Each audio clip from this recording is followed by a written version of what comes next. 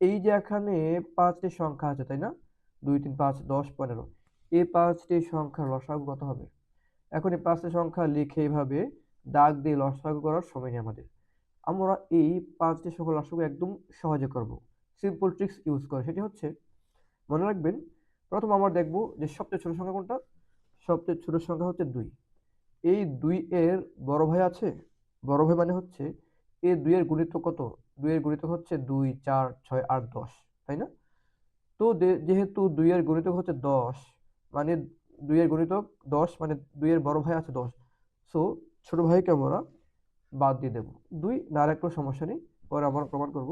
তারপর আসি 3 এ। 3 এর বড় ভাই আছে? হ্যাঁ, এই যে 15, 3 5 15।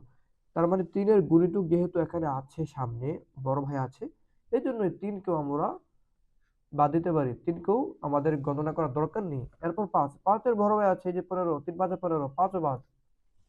এবার রইল কত? এবার রইল হচ্ছে 10 আর এই 15। এবার শুধু এবার 10 আর 15 এর লসাগু করলেই আমাদের 5টি সংখ্যার লসাগু যা হতো, 10 আর 15 এর লসাগু করলে তাই হয়ে যাবে। তো 10 আর 15 লসাগু হচ্ছে 30।